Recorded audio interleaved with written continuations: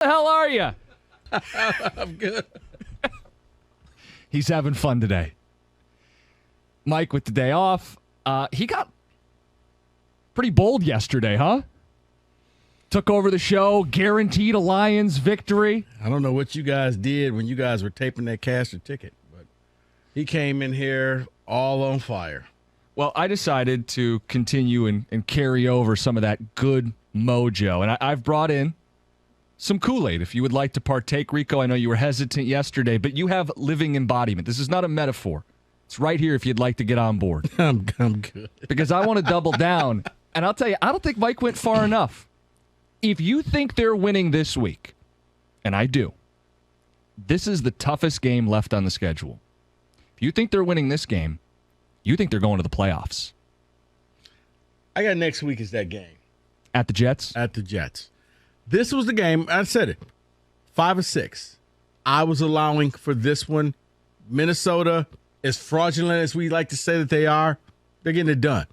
They're doing what the Lions could not do this year, win close games. They make the right decisions in the final 2 minutes, or they get the breaks of the football gods. But you know what? They're winning. They're getting a W.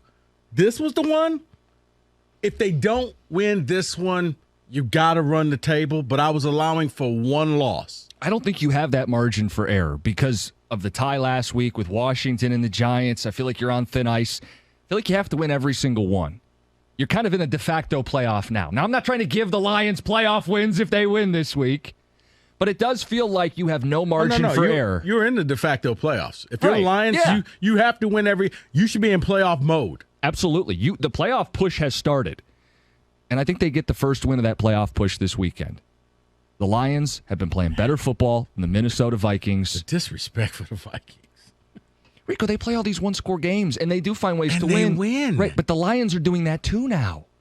The Lions are playing real defense. Right, but they're mauling people. The playmakers are healthy. They're at home. But when they play teams with better records than them, they don't do that. No, they beat the Giants, who had a better record than them, and they beat them handily. Okay, once again, Mike sat here and told us the Giants were god-awful. And the Giants haven't won a game since. But that's their competition for the postseason. And they're not winning by a point or two. They're blowing people out. You could say, Jacksonville's not a good football team. They didn't win by a point. They didn't win at the buzzer. They won by 26. It was over in the first half. And they didn't let up. There wasn't some, here come the Lions, blowing it at the end. No, they've been playing much better football lately.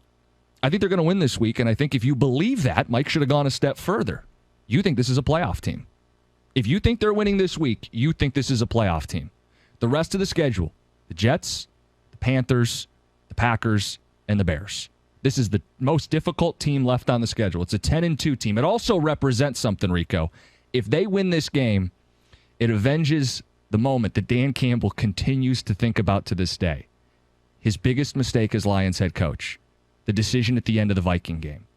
If they win this game, even the score, avenge that loss, put themselves firmly in the playoff push. I get what you're trying to say. I don't think you can avenge the loss because... I mean, it still counts. It would have been nice if you would have swept the Vikings. Sure. But yes, this to me... it's significant. This to me shows me that Dan is... he's good Dan. There's two Dans this season. He's not the gambler going forward playing video games in real life. This is the NFL football coach who does the smart things and makes the smart decisions and makes sure that everything is done right. So, yeah. Is that mine? Yeah, this is yours. Kenny just gave it to, just out of force of habit, he just walked it over to Cookies. Like, I'm not taking money out of your pocket. That's for you. It's okay, Kenny. I'm looking at this like... Kenny, you had one job. Give it to him! You didn't say anybody's name. I'll get to that in a second. Okay. This would be big for Dan Campbell, a guy who's had a lot of fair criticism. This would be a chance to reverse that in a big way. And I know they kind of already has to an extent. You win 4 or 5, you're finding ways to win, you're beating good teams, and you're beating bad teams big. But doing this to Minnesota, a 10-2 team at home, to really kick this thing into gear, might guarantee to win. I think they're winning too. And if people listen to Cash the Ticket, I put the Costa lock on it. I think they're winning. I'm confident. But I think it opens up this team as a playoff team. And I want to know if people will go that far. Do they feel like this is the start of a playoff push? 248-539-9797. And Rico, the other part of this, the real issue of the day, is which push you're more invested in. The Rams are playing tonight. We just got done asking Doug in the crosstalk. You know how the midday show gets with their mock drafts and looking ahead to what pick the Lions are going to have. I think that's kind of ingrained as to who we are as Lions fans. When December hits, we start looking at mock drafts. It's ingrained in your blood a little bit, your DNA. But which push are you more on board with? As long shot as the playoffs may seem to some, are you more on board with the push for the playoffs or the Rams push for potentially the number 1 or number 2 pick? You know what? To be honest with you, I'm more concerned about the Rams and what they're doing. Because with the Lions, oh my God, you're actually drinking this. Continue. I can't do this today. I'm going to finish this picture before the end of the hour. Continue. You just negated whether I was going to ever drink some of this right now. I just want to let you know. I knew you weren't going to drink this. This is all for me, buddy. You're going to be drunk. As Cookies is sipping the Lions Kool-Aid right now, and I'm almost at a loss for words. The draft pick of the Rams, I think, is a cornerstone piece. You do this right to go along with Aiden, to go along with all the other picks that you got this year, whether it's Hudson, like all the picks that you got, Rodriguez. This is a cornerstone piece. You get this right, and you have set yourself up for a bright future. Offensively, you're there. Defensively, still got holes to fill, but you got a young team. I look at this year's team, and okay, it's a nice story. If they make the playoffs, it's cool. But I think to say they get bounced in the first round is probably going to be acceptable in this city. Nobody's expecting them to win a title. Nobody's expecting to see them in the NFC Championship game. Wait, you'd rather have the number 2 pick than make the playoffs? If you ask me right now, which one would I be rooting for? Yeah, I'm rooting for that Rams to lose out to get that number 2 pick because I think that's more important long term. This feels good because this city's seen nothing but hot garbage in their professional teams. So you would have something to rally around. But if you locked up that number 2 pick to go along with what you got last year, to go along with what you had before, with the Jameson Williams, like you got so many young pieces that I think that could be the final piece to the puzzle where all you would need is a quarterback. Or heck, your team may be good enough that Goff can kind of pull the Jimmy G and just roll out there and let his team carry him and just don't make mistakes.